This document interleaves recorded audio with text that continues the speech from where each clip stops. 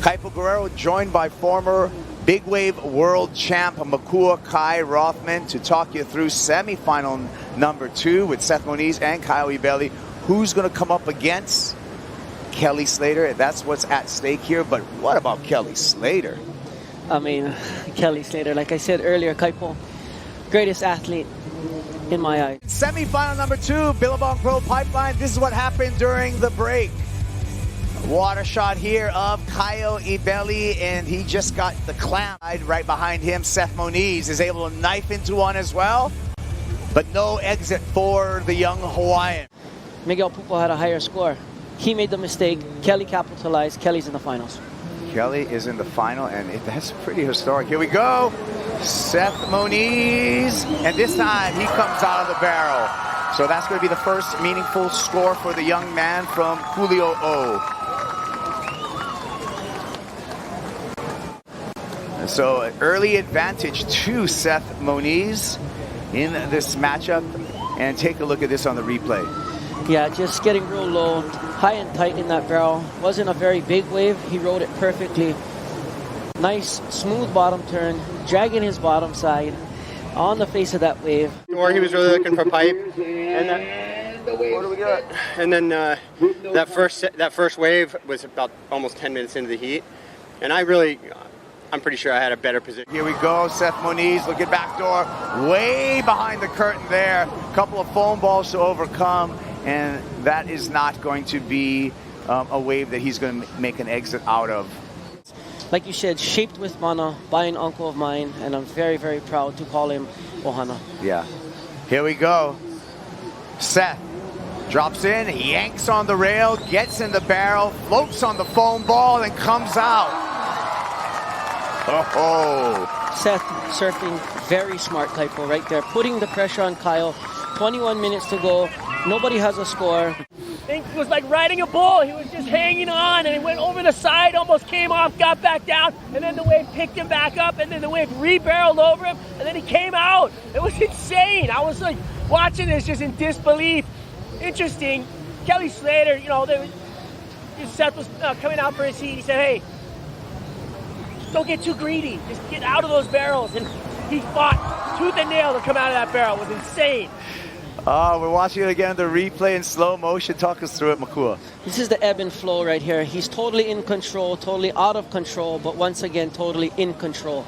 And Seth Moniz surfing very smart, getting the scores on the board that he needs to put pressure on Caio Ibelli. Seth Moniz getting the job done. Back to live action, Caio Ibelli.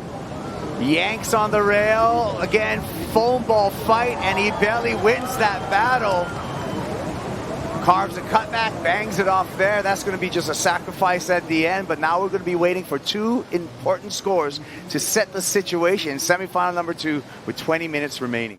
Here you see Caio dropping in nice, shaving off that speed, getting high on that foam ball, angling up to the top of the exit of that barrel, coming around. Looking like a young Kelly Slater there, getting up in the lip after that roundhouse. But there you see him really sitting on that wave, shaving off that speed, getting as deep as possible, maximizing tube time, getting on that foam ball, and completing that ride.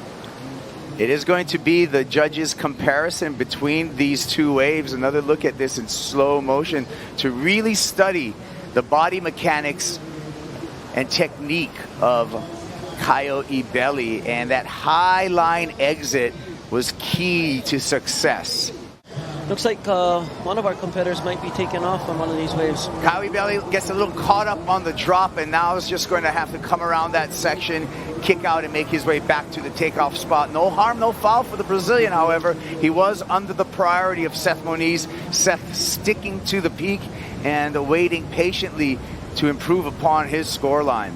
Yeah, I really think Caio thought he could catch a wave under priority. That wave might have shaped up.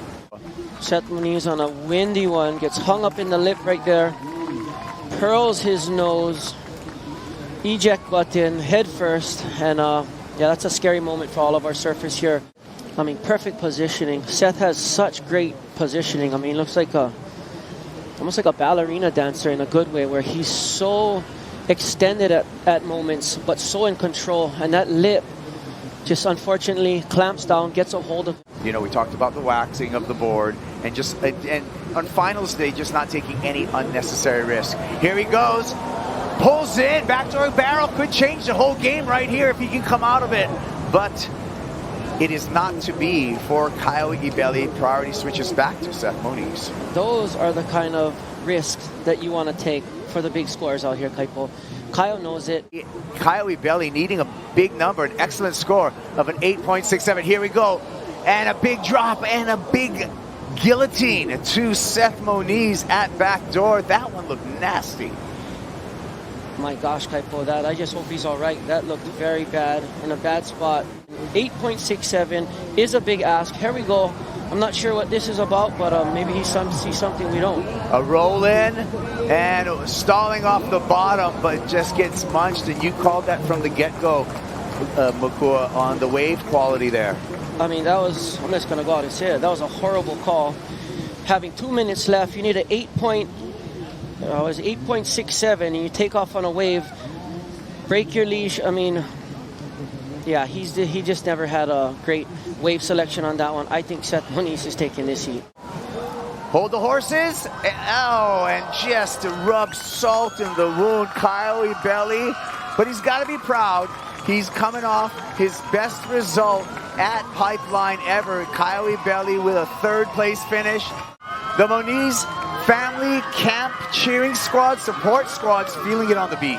Yeah, I mean, look at that. Look at the passion that that family has for surfing.